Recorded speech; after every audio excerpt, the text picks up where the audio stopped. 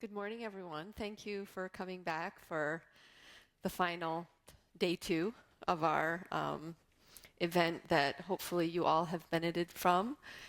It's really a great joy and a great honor to be here and share share what we know about the various subjects that we're examining. So thank you for coming back. So I'm just going to take a few minutes to kick off today by announcing some events as it relates to Islamic psychology. So the Al-Karam Institute, in collaboration with the Dawah Center, is launching an Islamic psychology curated book collection. And Amir has spoken about that yesterday and at a number of points throughout the day yesterday. But basically what that's going to be is a team of scholars, some of that team includes all of the speakers that you are seeing throughout this weekend, and it will include some more. Basically, we will be putting together the titles in the collection, and they will be both contemporary and historical titles. So, for example, the books that you'll see today, of course, will be in the collection, as well as many more. So what that means in terms of the curated collection is, one, you'll actually have the physical books in the library upstairs. So for people who are local, they can come and visit the library, and there will be a whole section dedicated to Islamic psychology books, and that's where you can find all of the titles in the collection. But we don't want this curated book collection to simply be, what did you call it, Amir? Books? Parking on the shelf, right? So it's not a curated collection where we just park a bunch of, Islamic psychology books on the shelf, although that is part of it. I mean, you will definitely go and you'll find a shelf with books parked on it, hopefully that get used and people benefit from. But we hope to bring that to life through a series of events that will be associated with the curated collection. So that it will basically be a continuation of what we're doing today. So today is the authors series, where you're going to see people, for example, Dr. Muhammad Faruque, who I'll introduce in just a minute. His book this is an example of a contemporary author who has a book that just came out, and he is here to present his book to you. And this is a book that will be in the Islamic psychology collection. Later today, we'll have, after Dr. Muhammad, we'll have Dr. Khalid present a more historical piece, a book from a scholar that is no longer with us. The same thing for Dr. Hassan. He'll be presenting a book whose author, died, I believe, many hundreds of years ago. And then I'll finish up the day presenting a book, Islamic Psychology Around the Globe, that was just published about 6 months ago. So this will give, it's kind of a good snapshot of what you can expect in the Islamic psychology book collection, and it demonstrates what we hope to do in terms of bringing the collection to life by actually bringing authors and scholars to present the various books in the collection to you. And we also hope to have, again, in collaboration with the Al-Karam Institute, a book club that we plan to start later this year, inshallah, in September. And so it will be another opportunity to engage with scholars who are either the authors of the books or the presenters of the book. And that is something that we'll, inshallah, have online. So you'll have a number of opportunities to engage with these books that will be parked on the shelf. So you can have events here. There will be events here in Houston at the Dawah Center where, various authors will come. And then there will also be the book club where you can join that online and engage with others as you move through the various books in the collection. So that's kind of, the announcement that we wanted to make today, this new initiative, again, between the Al-Karam Institute and the Dawah Center for the establishment of the Islamic psychology book collection and bringing that to life so that, so that people can benefit from, the work and knowledge and wisdom that are in these books. Right? Because that's why, ultimately, why people write books, or why they should write books, so that it contains information that they want to share with others that can help them, that's beneficial, that's useful. So, that's all I have to say about that, I guess. I mean, certainly if there's any questions, feel free to ask. Specifics of how that will unfold will be, announced along the way in terms of, what the actual books are. But of course, it's growing. We'll start off with a list, but that will, inshallah, the plan is that it will, constantly grow. There will also be later announcements as to when future speakers will come to present those books, and there will also be an announcement later in terms of when the book club will start, inshallah. So, all right. So now we're going to turn to our first book presentation of the day. Do you want me to read? Okay. So if you'd like to come up and read after I'm done introducing, or do you want to just... Okay, all right. So we read, at the end of the day, we read Dr. Mohammed Faruque, his, mashallah, his biography. He has a PhD from UC Berkeley. He's also studied at Harvard. He has a background, actually, I like to describe him as kind of a polymath because, mashallah, he has a background in economics and philosophy and spirituality and psychology. So it's really, a great pleasure and honor to work with him. He is one of the faculty members in our Islamic psychology program at the Al-Karam Institute, and he has delivered the modules on Islamic philosophy of science as well as the self. And our students, mashallah, really enjoyed his presentations. And he's going to be presenting his book, Sculpting the Self, which is one of the recommended readings for our Islamic psychology program. So he really, it's a very, very dense, but mashallah, very important contribution to this broader field of Islamic psychology, especially within the domain of understanding Islamic philosophy, metaphysics, and other subjects that tie into that. So we're very happy to have him here today, presenting his book. Actually, this just came out, I believe, in August. You're right. So it was just published in August. So this is, fresh off the press, and we're very happy to have him present that. So Dr. Mohammed Faruque, professor in Cincinnati. He's come to us from Cincinnati, University of Cincinnati. So please welcome. Mm-hmm.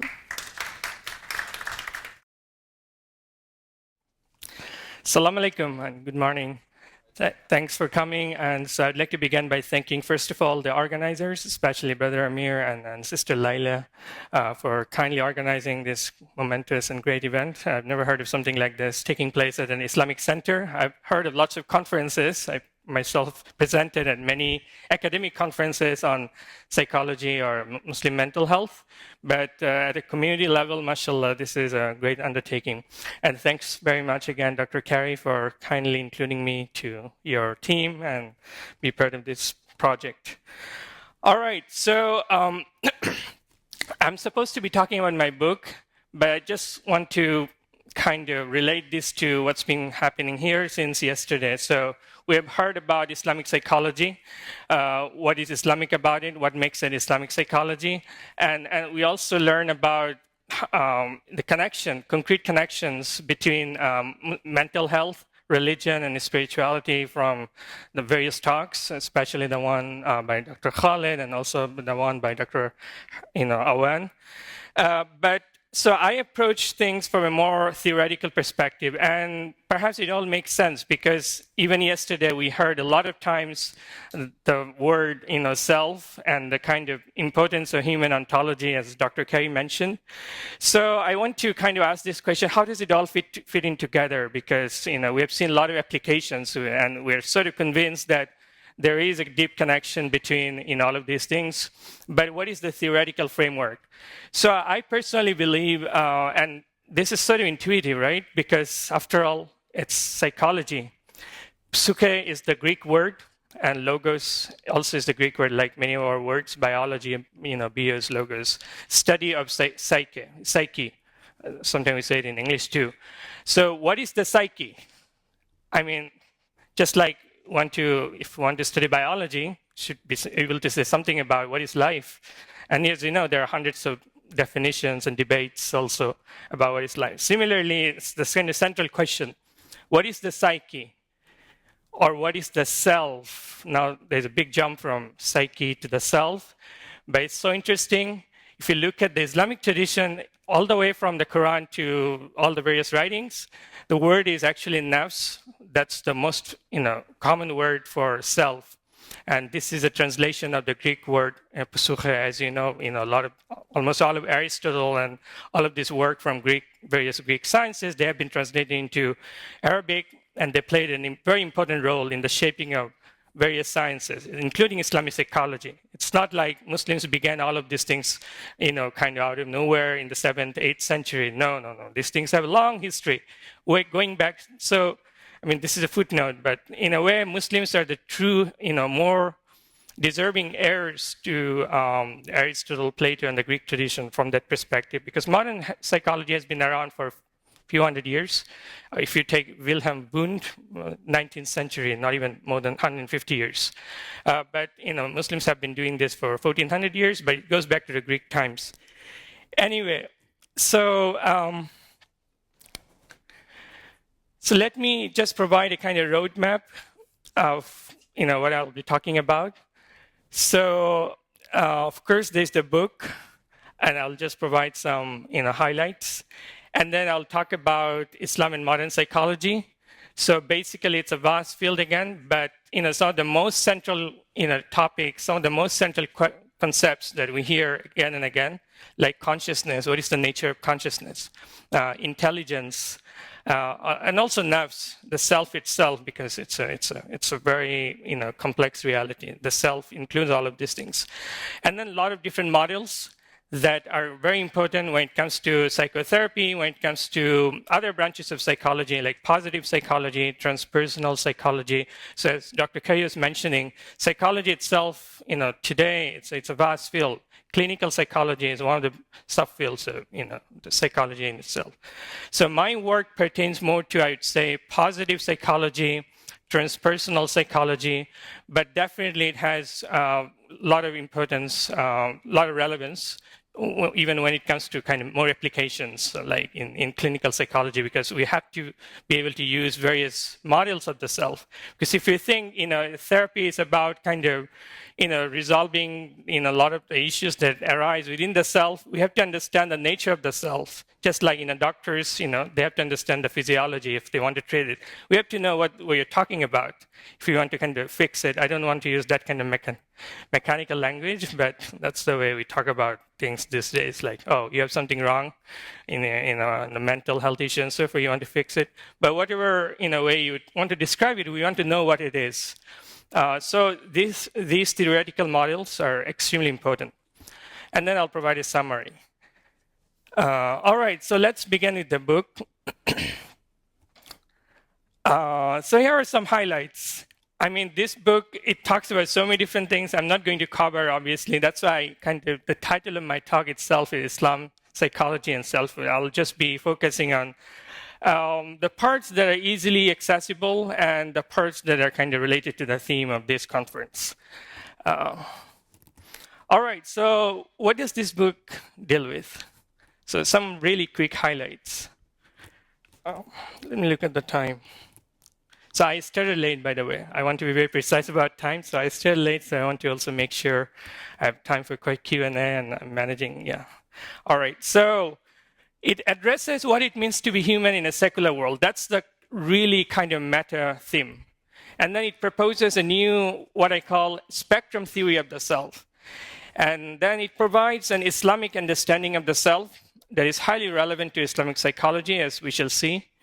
And then it also offers new options for addressing central issues in the contemporary world, including spirituality, human flourishing, and meaning in life. These are things that we're all, in one way or another, we think about at least sometimes.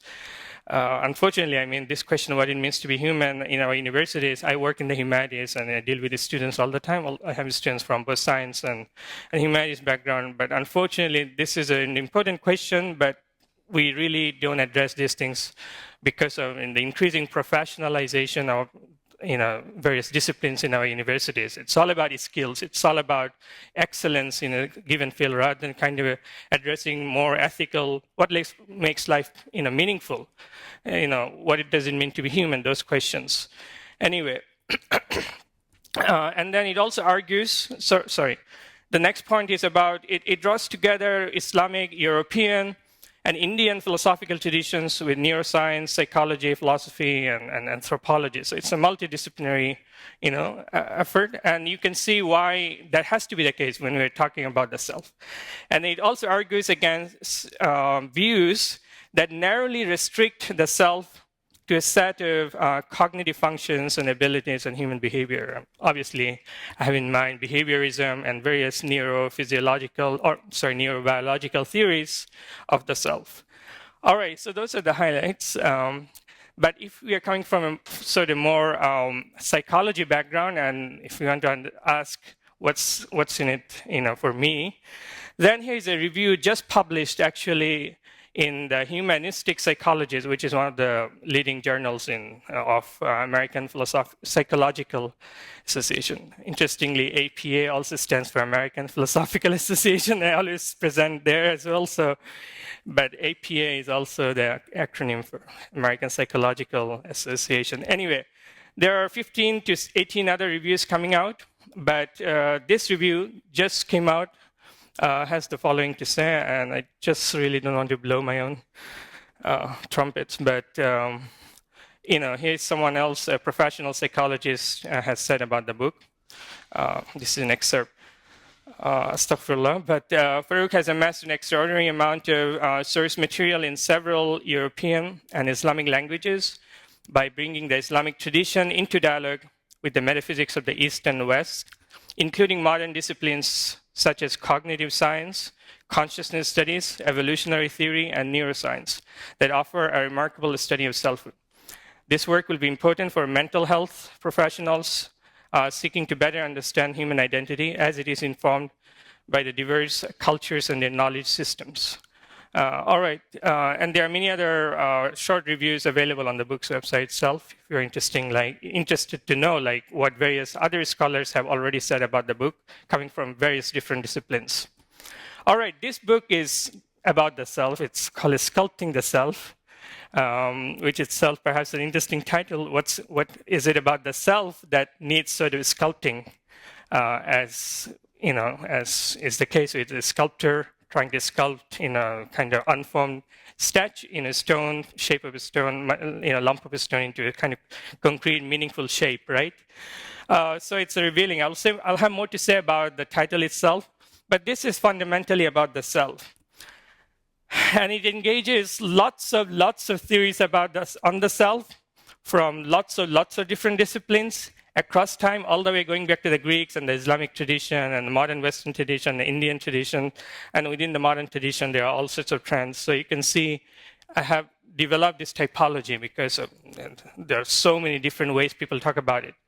Some of you guys may be familiar with some of these approaches, phenomenological perspective, for example, and then you have Buddhist theories, you have psychology theories are kind of included in the middle, box, the box in the middle, various, embodied self, neuroscientific view, etc., etc.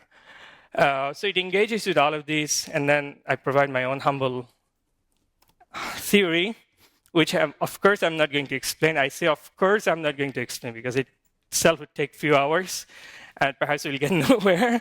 But we'll at least focus on some of the basic of it. So this is what I call the architectonic of the self, not just from quote-unquote Islamic tradition, but as a whole. on the whole, if anyone on this planet, self-conscious person, wants to know or about themselves, like who are we, what is it called? Like who are we, like beings endowed with self-consciousness, and perhaps we don't believe in anything, but we just want to approach it from a purely secular perspective.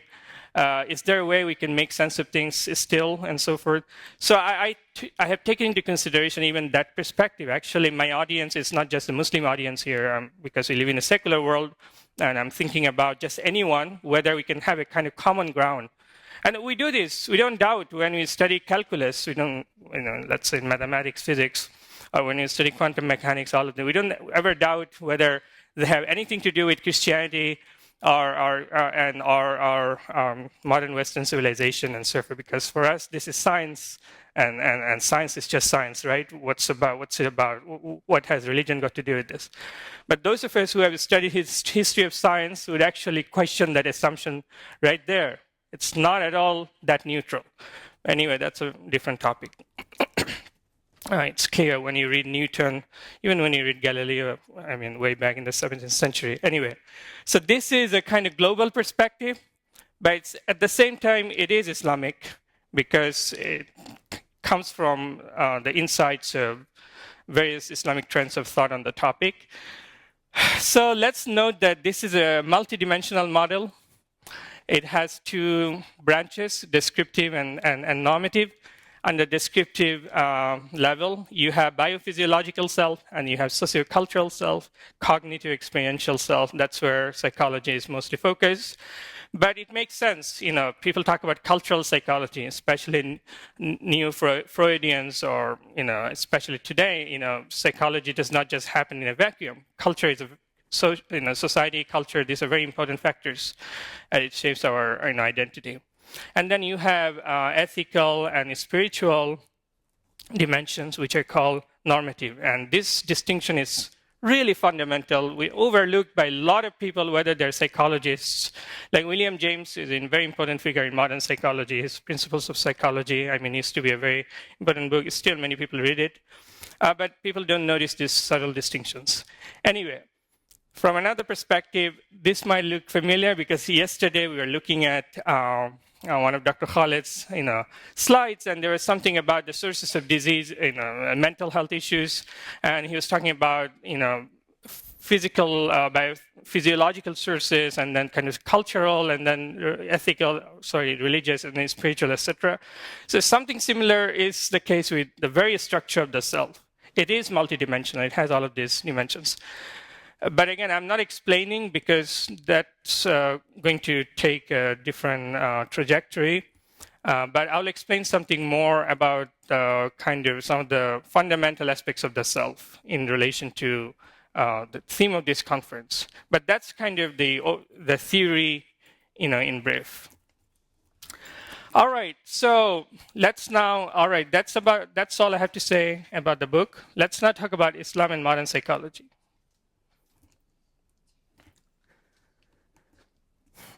All right, so why the question of self is so different, which is kind of centerpiece of Islamic psychology or psychology in general, right?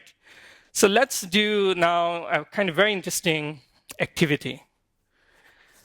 So I would ask everyone to just, if you can gently pinch the skin on your left forearm, just like this.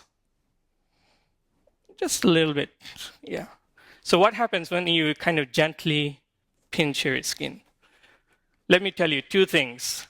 Let me describe to you the first thing that happens, that you can explain from the perspective of neuroscience, and then I'll ask you what happens, the second thing. So some of you might know there are sensory receptors all over the skin, and then there are neurons, nerve cells. So this kind of pinching, it initiates neuron firings, and then in a very simplified way, neurons kind of travel through different neurons to the cerebral cortex from the skin to here. That happens, very quickly. But at approximately at the same time, so we don't have to know all the, there are a lot of other details, neurophysiology of all of these nerve cells and nerve impulses, et cetera, but let's kind of skip all that, at least know that there are neurons. These are nerve cells. They travel from the skin because of the sensory receptors to the cerebral cortex in the brain when you pinch your skin.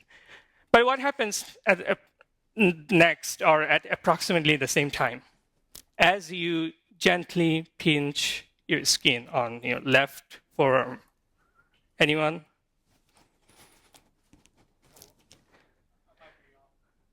So the question is, what happens? What do you feel? Yeah. Yeah, that's interesting. But what do you feel? Like when you really gently... Exactly. Some pain or pain, right? Those of you who have not felt the pain, maybe you didn't pinch kind of enough, but you can try it again. It's so interesting, like there are a lot of people who may be really experts in neurophysiology, and then they can spend an entire day describing what happens in the body, not in relation to just the neurons, but other systems in the body. But it's still, that will not provide you with a clue as to what, as to this sensation of what you describe as pain, and then something like awareness, right? Why? Because that's different, right? It's one thing to know, exhaust all the scientific details about the, neurophysiology, but quite another to have this sensation, even if a kind of gentle sensation of pain. But what is kind of special about this sensation? What does it tell us about ourselves?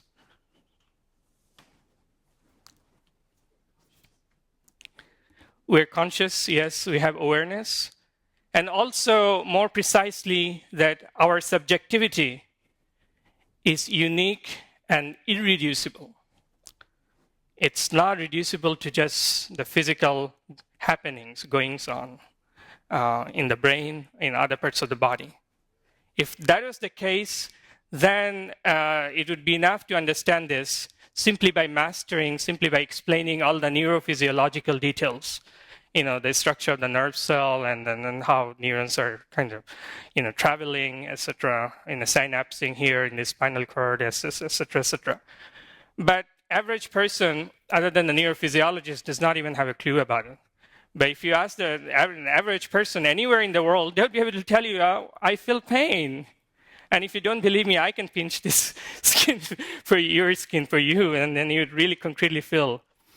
So this, subjectivity, the question of the selfhood, the subjectivity, is very different from just learning about the brain. And this is so crucial because I'll explain why.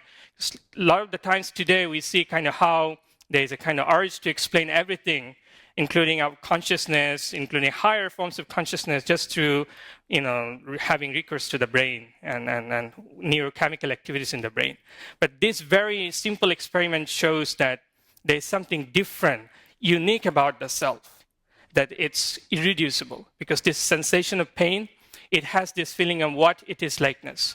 No one else in this room can understand, not interpret, but exactly explain to you how that felt for you. It's one thing to give you a kind of general description of pain and neurophysiology of pain that is applicable. But only you as an individual know exactly. Even though I know that you have felt pain, I have felt pain, a little bit of pain, but this feeling of pain, it's kind of so individual that only you are in a position to really, really understand it. Does this make sense? It's not very complicated. It's not very complicated. No matter, like all of the scientific detail, no matter the fact that this is common sense. But as soon as we do this experiment, we know that there's something distinct, unique, irreducible about our own subjectivity. Not subjectivity or selfhood or consciousness as such, but the individual aspect of it. It's so unique, different. Only you are in a position to describe it to the others, how exactly it felt. In fact, most of the time people would not be able to explain it because, yeah, we feel pain, but how exactly? Is this kind of the same for every person in the room? No. So anyway, this clearly shows And feel free to challenge me, and you can always raise your hand and ask questions and counter any of the things. I love that, actually.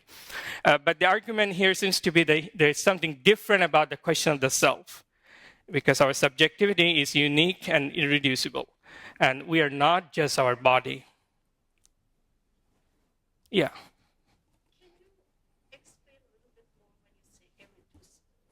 So what happens today, most of the time when we try to explain things like, mind, consciousness, even intelligence, we try to follow sort of reductionism, right?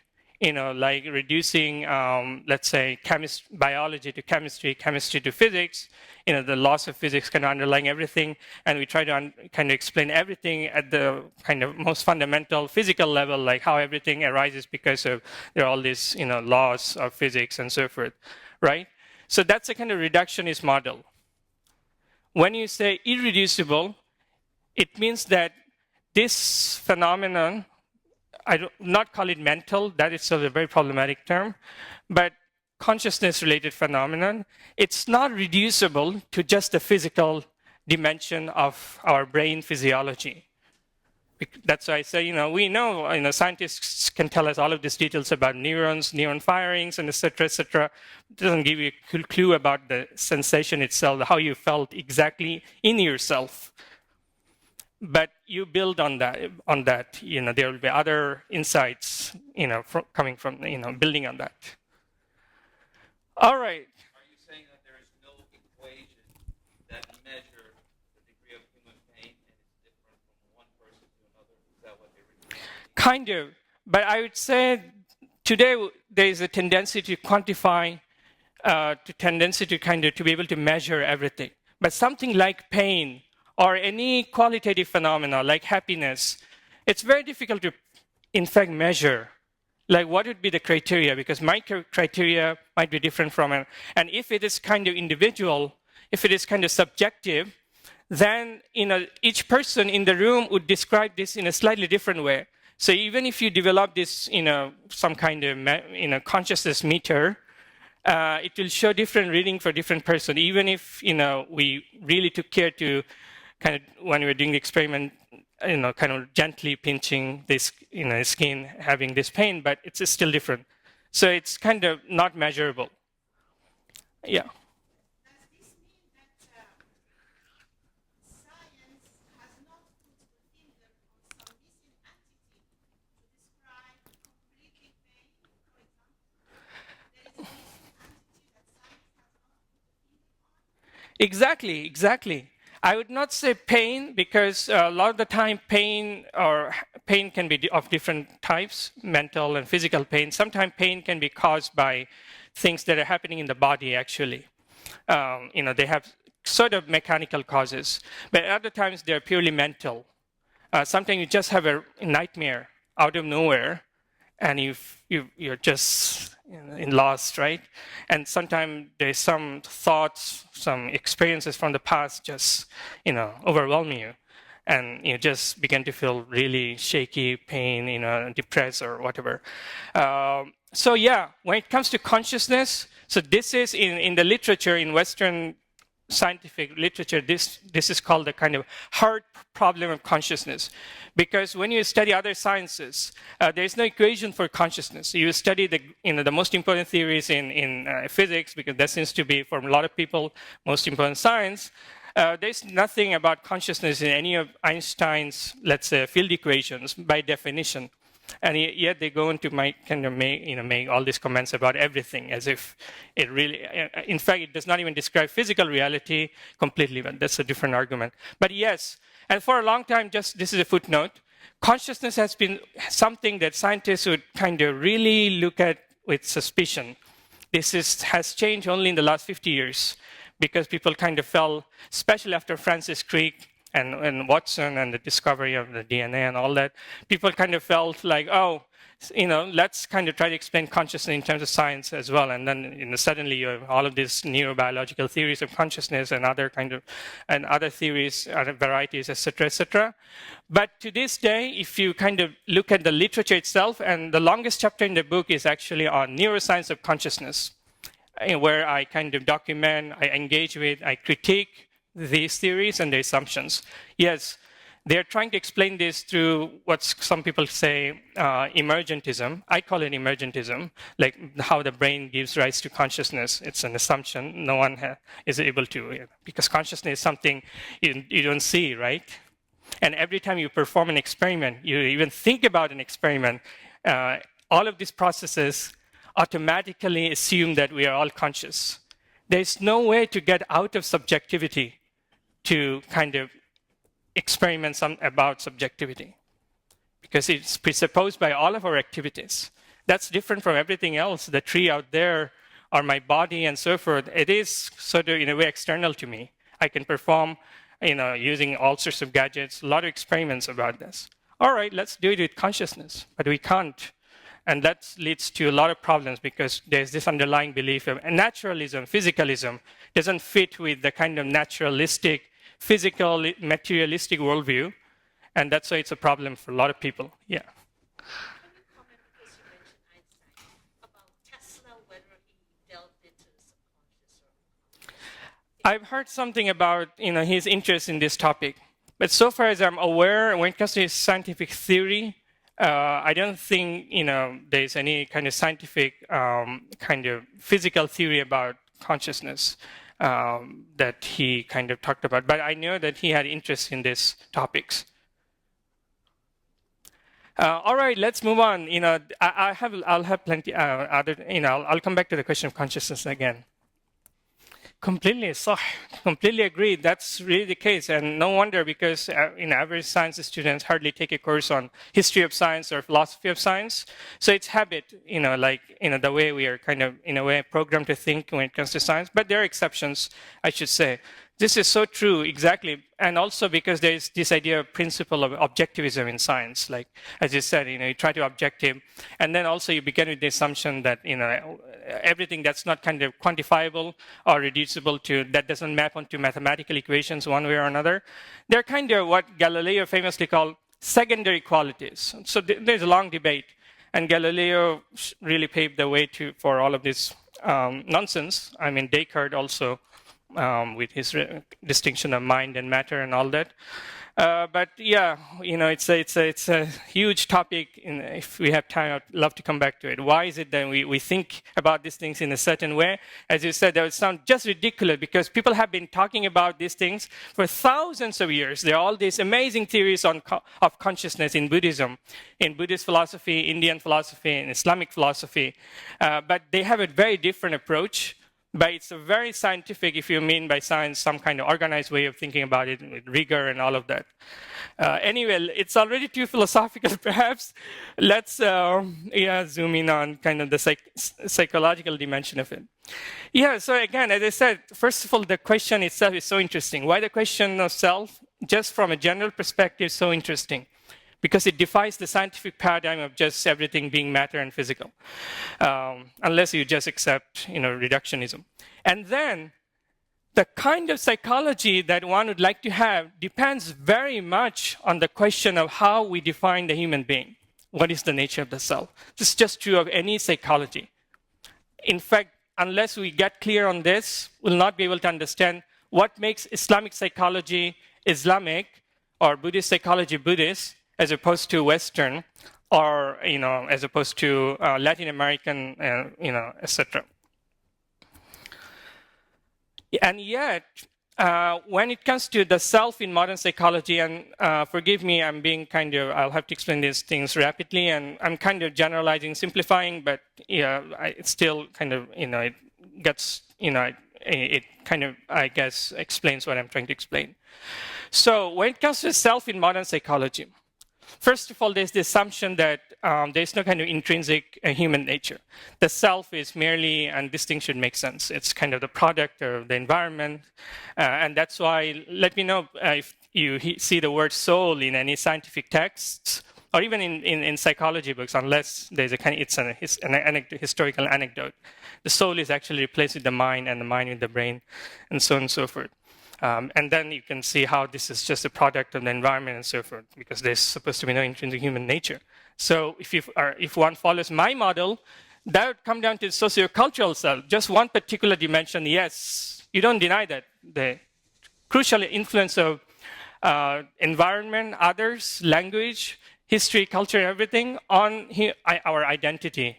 That's there, yes, but there are other things. Just as it's also true when neuroscientists are talking about the self, they also have a point because the body, mind, we already heard about the connection between body, mind, and heart, and definitely there is a deep connection between the mind and the brain, or brain and the self. Yeah, so there is that assumption. And then also, sexuality is the kind of main driver of human behavior and identity. No wonder a lot of our ethics, a lot of our issues are based on that today, or what people are debating about. As I said, notions such as soul, for many people, these are just holdovers from, Fox psychology. That's a term, if you want to insult something, just say, oh. In fact, people, if you look at it, it's so interesting. 56 years ago, they said the same thing about consciousness. Oh, these things, in Fox psychology, like, people talking in kind of non-scientific discourses, in settings, they have to invoke all of this spirit and this thing. But we don't do these things in science. That seems to be the assumption. Well, things have changed even in the case of consciousness. And as I said, soul or self is replaced by the mind, which itself, for a lot of these people, arises due to neuronal activities in the brain. And increasingly, the brain itself replaces myself or I in casual speech. It's so interesting. I don't know if you have been following, but if you look at newspapers, if you look at a lot of literature, a lot of the times today, people, when they talk about themselves, they no longer refer to themselves, actually. They say, my brain thought this, my brain felt this. They attribute all of the emotions. I don't know if you have noticed or not, but you'd notice if you really pay attention. In fact, one of the scientists recently, I think I saw something on New York Times. One of the scientists, she was asked about her belief in God, and she simply said, you know what, part of my brain does believe in God. That seems to be the answer, part of my brain. Just like part of my brain is scientific, part of my brain. So if it's all about my brain, where are we even talk about human dignity, respect, and all of this? The brain is just a physical mass of matter, and what happens to also our love, all our relationships, all our kind of human gestures and so forth? Do they have any meaning if it's just the brain? Because I'm no longer even looking at you as human beings. I'm probably looking at that mass of matter, and you'd be insulted if I say that to you. And yet, it's it really gives me, I'm always so amazed that how come people don't even notice this? They say my brain this, his brain works so. Yes, the brain is important, just like there are other systems in the body, the reproductive system, endocrine system, lymphatic system, etc., etc. But that does not make you say, there's nothing called a mind or a soul. So this is called the anthropomorphization of the brain, like attributing mental and emotional states to the brain. So these are also the assumptions in modern psychology. And so if we, and unfortunately, I say unfortunately, because the way things are kind of currently established, if you take a degree in psychology, psychology itself would mean people do not call it Western psychology. As Dr. Kay was mentioning, when you say psychology, people automatically assume that mainstream psychology is by definition Western. But if you begin with these assumptions, then there are a lot of problems. I mean, a lot of the things that we discussed yesterday would simply not make sense. All of this talk of heart, and the higher forms of consciousness, spirit, spirituality being a factor, let alone God, transcendence. None of these things would make much sense. So there's a long history. So I recommend some works. Charles Taylor is a philosopher, talks about the rise of modern self, so-called inwardness, inner depths. People talk about self-determination, agency, so-called autonomy, and all of that, and in a kind of very proud, positive manner. It's debatable, but nonetheless, to put things into context, you can see how all of these things are coming out in the context of the last 500, 600 years. What is it that gave rise to the modern world? Usually, we take all of these things for granted, but there's a larger kind of sociocultural context. It's important, it's helpful to know. Anyway, that's part 2. Yeah. Islam and modern psychology. So we get some idea about some of the crucial assumptions and why also the question of the self is so important. Now let's look at more specifically at Islamic understandings of the self. Let me also look at the time.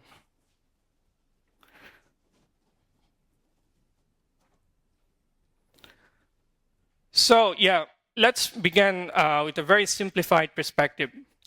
Islamic approaches to the self. All right, we get the idea about something about the self and also some of the assumptions underlying modern psychology and why those assumptions can be very problematic when it comes to Islamic psychology because of the underlying metaphysical and epistemological principles in Islamic thought. So in Islamic approaches, should already make sense because you have seen this is a kind of holistic approach. Body, soul, spirit, mind, body, heart, whichever way. But nonetheless, there is some problem when you use the word mental, as in mental health and so forth. We have to be very careful how we define it, whether this can be related to the spiritual dimension or it's just mental and physical or mental in itself. There are all of these questions. But anyway, it's a holistic approach. And then it talks about definitely consciousness, intelligence, and so forth. So how would we describe the nature of consciousness, for example, in Islamic psychology? This seems to be such an important topic in cognitive psychology, or even in general. So I thought about this. I mean, the book talks about it extensively, but here's a kind of, I would say, simplified diagram. So you have these concentric circles, and then at the center, you have, all right, let's first start by describing the arrows. Why do you have all of these outward, arrows projecting outward? That's because we start with the empirical consciousness. We start with our everyday sense of reality, everyone from their own respective, viewpoint. But then people think that consciousness is only that. No, consciousness is part of a much larger reality. And the individual ego only reveals a very restricted portion of consciousness as such. Let me repeat that. When it comes to our individual self, ego, it reveals only a very restricted portion of consciousness as such. What is a kind of demonstration of that, or how does that one mean? So this is just so amazing when I think about it. So all of us here sitting down, it may be that there are lots of things going on in our mind right now, but can we all guarantee, unless we are really, really different kinds of human beings, like sages, prophets, or whatever, like when we'll go to bed today, what we are going to be dreaming? What sort of experience are we going to be having in our dream? Or even not in dreams, but few hours from now, or let's say tomorrow at 10 p.m., 10 a.m., or 12, 11 a.m., what sort of thoughts are going to occur in our mind? We're supposed to know it because it's us, right? It's myself. We can very much guarantee these things when it comes to other things like physical things, electrons, protons, equations to track the movements of these things at a very sophisticated level, in a deeper level. But why is it that that's not possible with our mind, with our consciousness? It's as if we know who we are. That's why everyone has an intuitive sense of themselves, and yet there's a lot of ourselves that's hidden from ourselves. Isn't that just so perplexing? Freud was, wrong on many counts, but some of the things about the so-called unconscious and conscious drives, those things go back to Nietzsche, by the way, not Freud. And prior to Nietzsche, a lot of other people in the both Western and Eastern tradition, they didn't exactly use the word unconscious. Freud himself used subconscious and unconscious, and still people get confused. The words in German are Unterbewusste for subconscious and Unbewusste for unconscious. And Freud initially used the subconscious, but later stick to the term unconscious. That's more familiar. So what is this unconscious, or what are so-called, these so-called unconscious drives and so forth?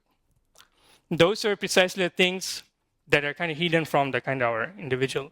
So you have these diagrams. It begins with the empirical everyday consciousness, and then outward, arrows projecting outward, showing that there's much more to it. So the next circle is the circle that has these things: unconscious drives, impulses, hidden memory, dreams. And the next circle, you have what I call subtle consciousness, which would actually encompass, because it's a concentric circle. So, as you know, like mathematical relationship, this circle contains everything in here by definition. So, subtle consciousness, meaningful dreams, luminous inspiration, those things, Freud or modern psychology would hardly talk about. It's mostly kind of repressive feelings and so forth. But this makes sense. It's not very difficult to, when we were talking about the individual ego, it's, paradoxically reveals only a restricted portion of the total reality of consciousness. So I have a question for you at this point. Like, can you think of some concrete examples of unconscious drives, for example, and from your life? What can be a good example of unconscious drives? Sorry? That's interesting. Yeah. Just the bare physical fact of breathing, or anything associated with that?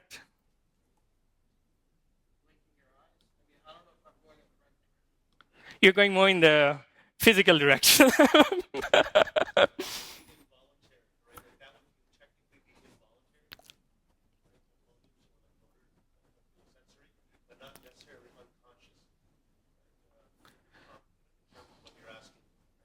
Sort of. I mean, mind and body, they're all kind of intertwined.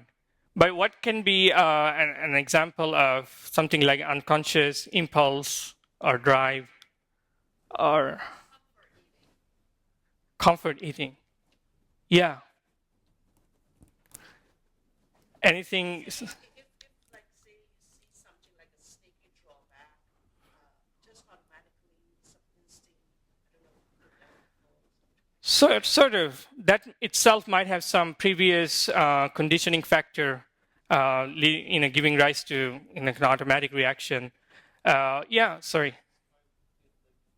Hopefully this is a proper example, but if I've had a long day of work and a lot of tension and frustration is building up, and somehow I avoid kind of settling that in my mind or my heart, and then I come home and my water spills or something on the table, and I get really angry. Something that I know that I wouldn't get angry about, but it just happens. Exactly. But yes. All right. Would you mind saying it again? So you're tired from your work, and then you come back home, and then you see something, and then suddenly without any prior thinking, you get angry about it. Is that what you said?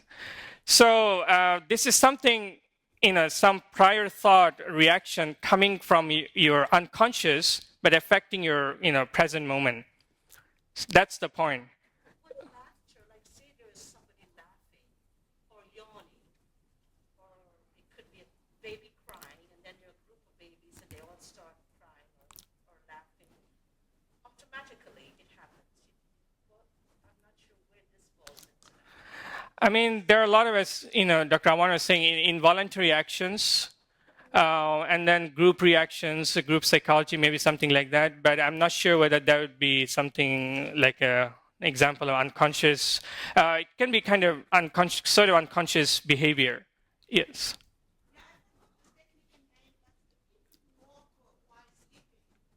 Sleepwalking.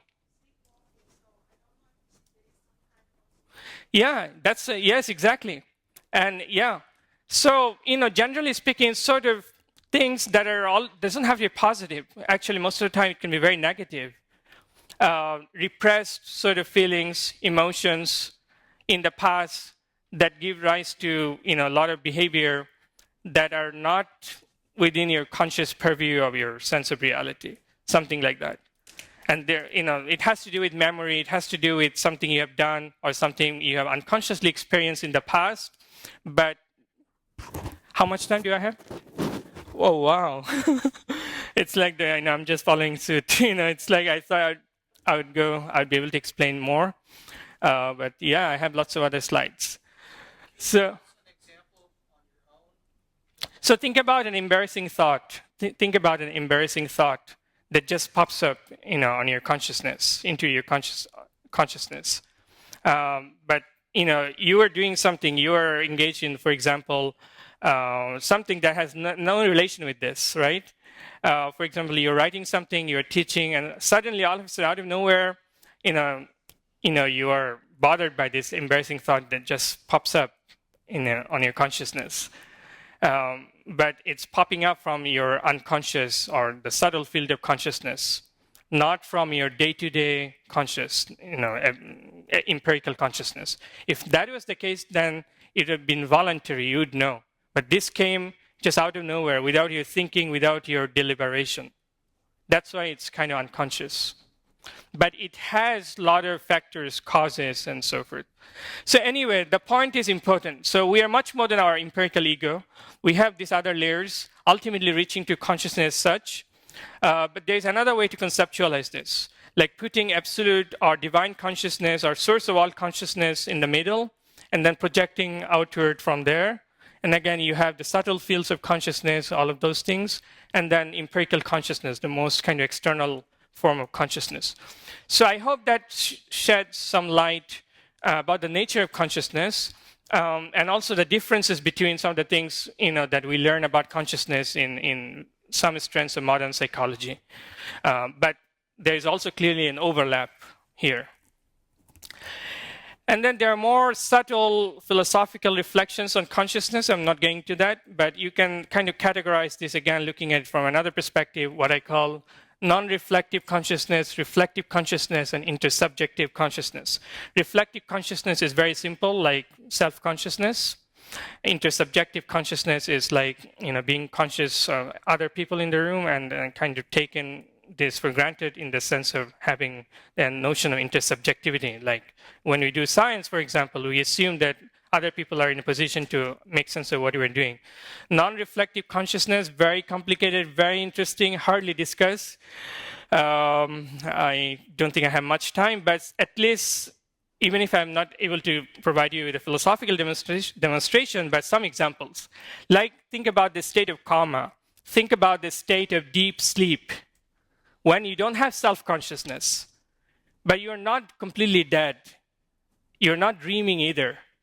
But when you wake up, you clearly know, or you can clearly tell yourself that you had a night, you had a sleep where it was dreamless sleep. So there must be another mode of consciousness that's in the background, that's not reflective, as in the case of everyday consciousness. Again, so that's that about consciousness. How about theories of intelligence? Again, when it comes to, things in kind of literature that are kind of easily accessible, you have Gardner's famous theory of multiple intelligences, and then Goldman's theory of emotional intelligence, that probably we're all familiar with.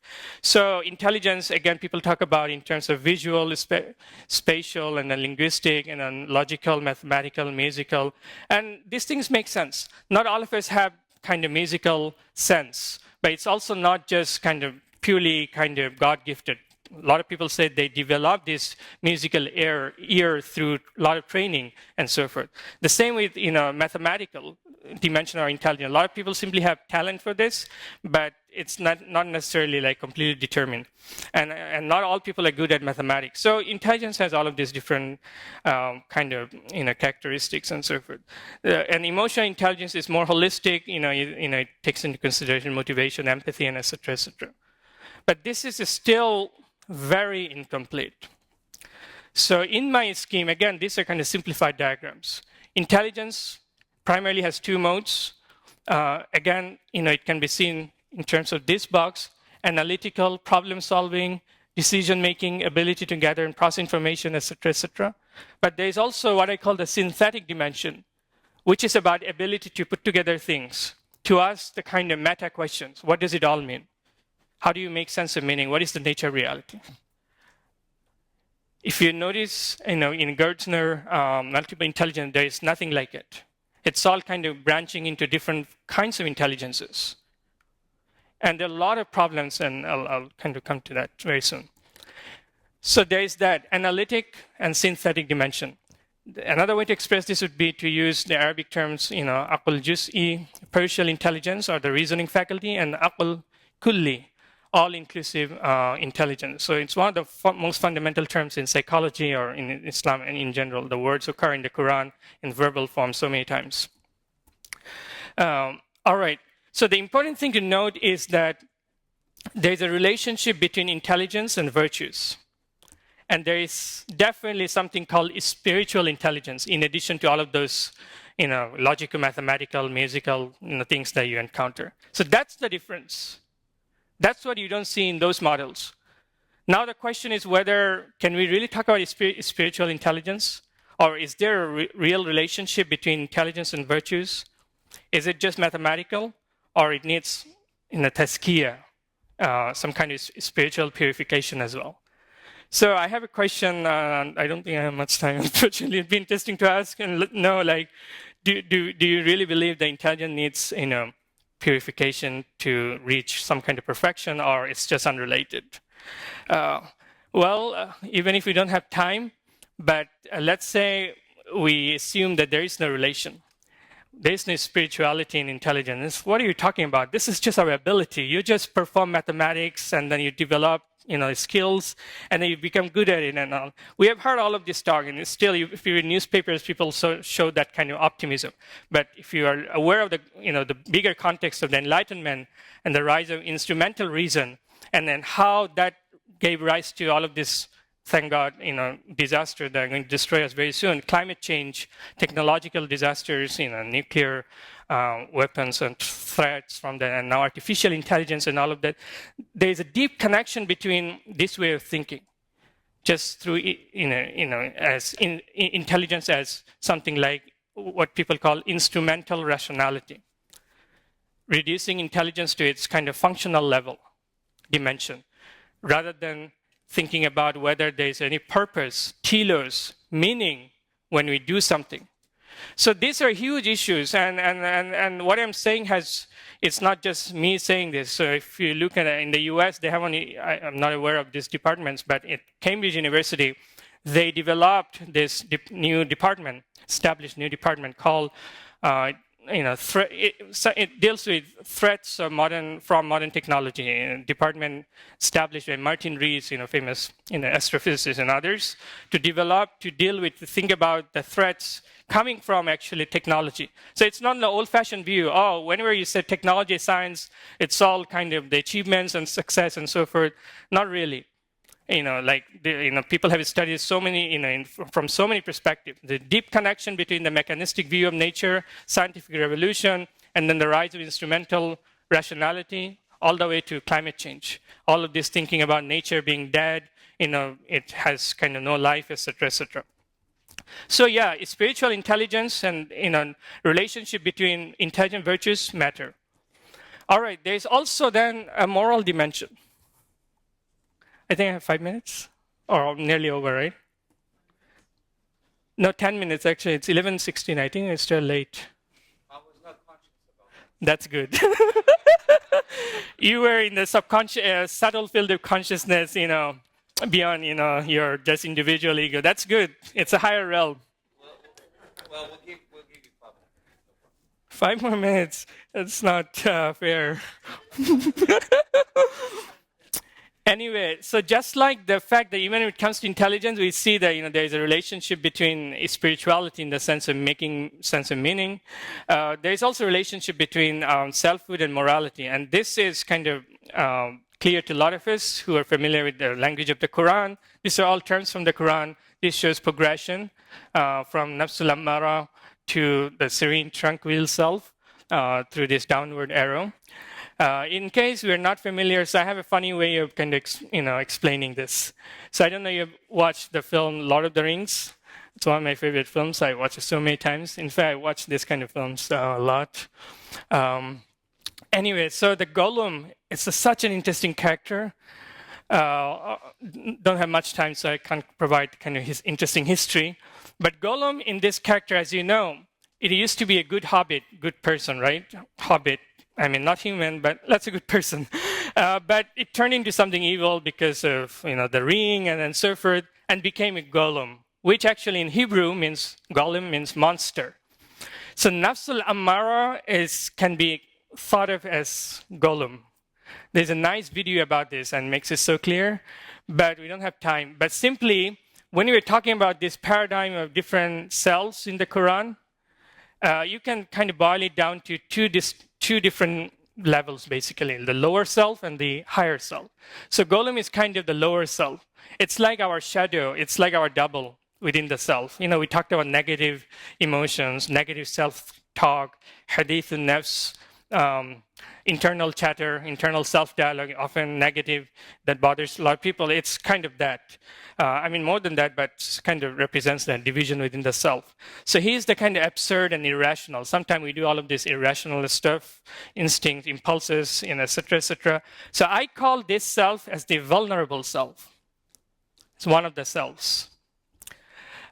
So anyway, so that's that. Yeah. Go back to that one picture. So on our left is the Nafs al-Amara. The one right next to it is the Nafs al-Lawama. Exactly. And this is based on that famous dialogue that he was having. So that, if you have time, maybe you can go over it. It's really remarkable. So it requires us to watch the film, by the way. Anyway. So what are some of the models in the Islamic tradition when you put together all of these things? So another term that needs to be, we have heard about it a lot of the times, but this is still requires some explanation. And this is really, really so crucial. And that's something about the word nafs. So in the Quran, it has a moral, psychological, or ethical moral, and it's kind of inseparable dimension. But in modern Islamic psychology, or in psychology in general, I would say, not modern Islamic psychology, if you take into consideration all the writing, nafs does not always have this moral connotation, either good or bad. It can simply mean behavioral inclinations, drives, instincts, impulses, irrationalities, human vulnerability. So this is a really fundamental term. So this is a model by an 18th century Islamic thinker called Shah Waliullah. So you have these different dimensions of the self called nafs, representing desire, appetite, and then you have qalb, center of emotions, passions, and then ruh, and then aql, perception, agency, discernment, that's the faculty, sir, a kind of higher dimension of aql. And then the core of the self is defined by self-consciousness through self-presence, because this is present to us. And then you have a lot of higher dimensions reaching to the divine self. So where does therapy comes in? In this picture, everything seems fine. It's like the human self, ordinary self, and then there are all these faculties, and then there are kind of upward progression. If that happens naturally, then all is good. Everyone is living not just in the normal zone, as Dr. Khalid was saying, those three dimensions, normal and then below normal. It's like everyone is kind of going upward. Actually, that does not happen in real life. There are a lot of problems. So between the divine self and the nafs, sometimes things go wrong in different ways. That's why, you have all of this, kind of problems, psychological problems. So you need intervention in the form of therapy, ta'aleem, education program, tazkiyah, purification, etc., etc. So you can see how does this, intervene. So I'll skip this. This is actually very interesting, but we don't have time. So there's another model like this. And this is from Rothman, Abdullah Rothman, one of the important writers when it comes to Islamic psychology. And he has this model, just like the one that I showed earlier. That was something I constructed by reading, Shah Waliullah. And this is something he constructed reading Al-Ghazali, an earlier thinker. So again, you have kind of Allah on top, nafs here, qalb, aql, and then various dimensions. Differences. There are some differences between the one I just showed you. But again, between the fitra, the desired goal, and the lower self, nafs, Whenever there are problems, you need intervention. And that's where basically, the therapy comes in. And then another model, this is by Keshavarzi, another important writer, again, showing kind of the tension between the higher self, lower self, and also competing drives, and associated psychological elements, and so forth. So again, these are some of the models that people actually use, when they have to do therapy. And here's a kind of, I like it, but it's kind of Freudian, as many of you can see. This is again by Rothman and Coyle, showing first of all nafs, aql, qalb, and ruh. So problems happen here through maladaptive negative thoughts. Sometimes they can be cognitive blockage. They can also be an emotional blockage. So I don't agree with him on this part.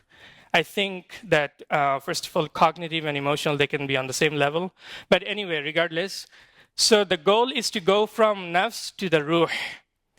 It does have this Freudian undertone, but I think it gets you to the desired, goal.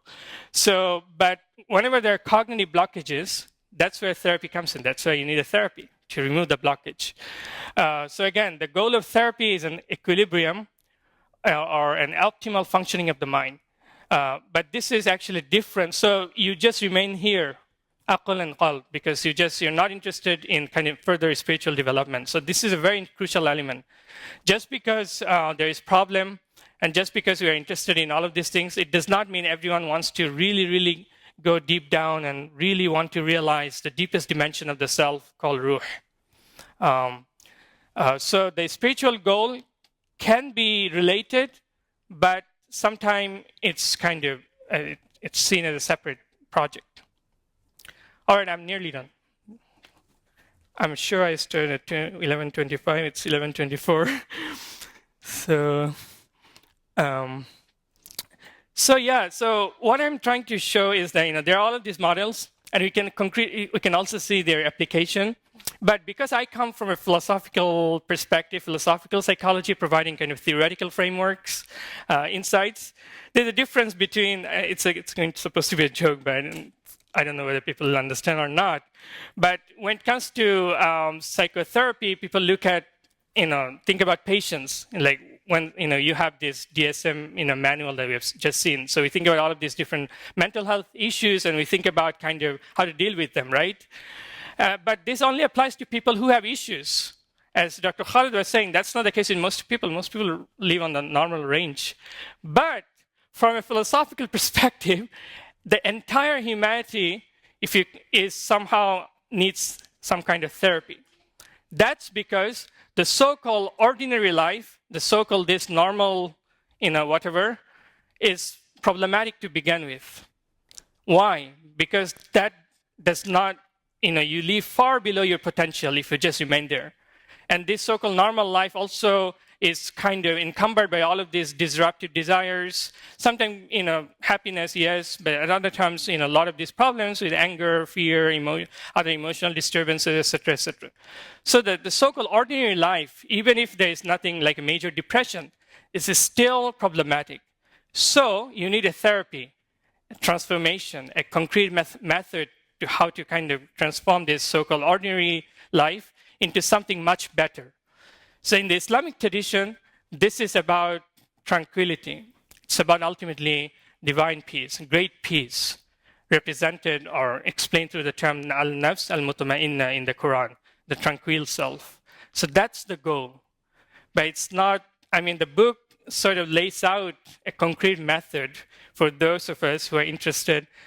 And I should venture to say, even people who do not believe in religion, I still believe. I have atheist students in my class all the time, and I can see that it's possible for them to make sense of things some way and really make a change. So I lay out a lot of these concrete kind of spiritual exercises, like how they have to be performed. But here I will not elaborate on them, but still some practical advice based on the insights of, again, these are not my insights, otherwise I'd be a sage. I'm just a humble philosopher, so it's a lover of wisdom, as some Greeks would say. So some of this advice can be helpful, like unconditional love and compassion, not just kind of conditional love, like loving one's family friend, that's fine and all that, but something deeper than that.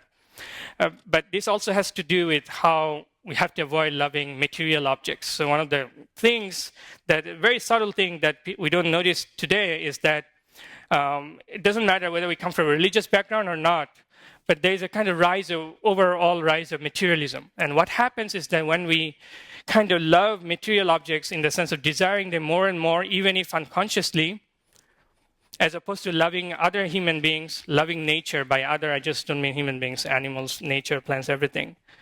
These material objects cannot return the love to us. It's one way, very much a one-way road. We desired all of this technology, for example. I don't want to say, I'm not a kind of just it's not an overall critique of technology, I don't know why, but parts of technology, let's say, or other material things. They cannot love us back. That's kind of very much clear. But when it comes to other things, I would say including even nature, it has the capacity to return our love. And that's very much needed for an overall equilibrium. These things are very subtle. It's not like one can measure these things and so forth. But it's logically, it makes perfect sense. A material object cannot return our love to us. But a human being, regardless of where he or she comes from, can indeed return the love. And then, some people have already mentioned, if we can't love the other, if it's even difficult to explain, at least let's refrain from harming. And then automatic positive thinking, saying Alhamdulillah all the time, even in distress, because the self is multidimensional. So even if we're in physical pain, there are a lot of people I've seen who would say, oh yeah, how are you? Alhamdulillah. Yeah, but I have some physical pain. There are a lot of such people. Life is not simply defined by just what's happening in part of my mind or part of my body. We are much bigger than that. So the goal of all of these things can be explained also through another Quranic term, sakina, which I would translate as peace and tranquility. And not having this reactive mentality all the time, which we notice all the time, but rather to try to develop some kind of peace and tranquility. And again, these things are not about thinking or about practice, require kind of habit, have to become habitual. But one can see that they make a tremendous difference. And you can also map onto these higher forms of consciousness through the diagrams that I've kind of shown, like how this is not just some armchair thinking. No. These things are very practical. More practical, more tangible than some of the other things that we think we know.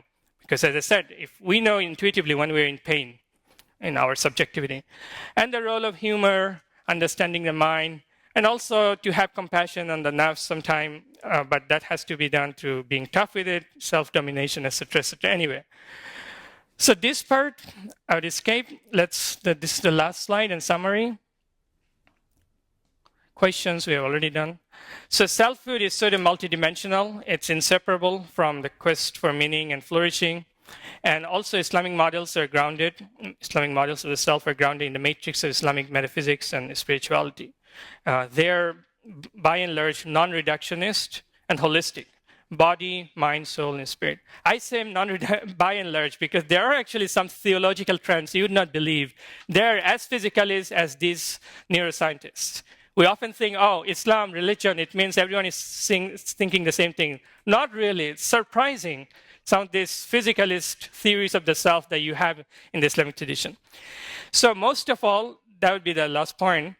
The range of insights that we learn from various models, they need to be integrated creatively into our practice if we are interested in counseling and psychotherapy and others.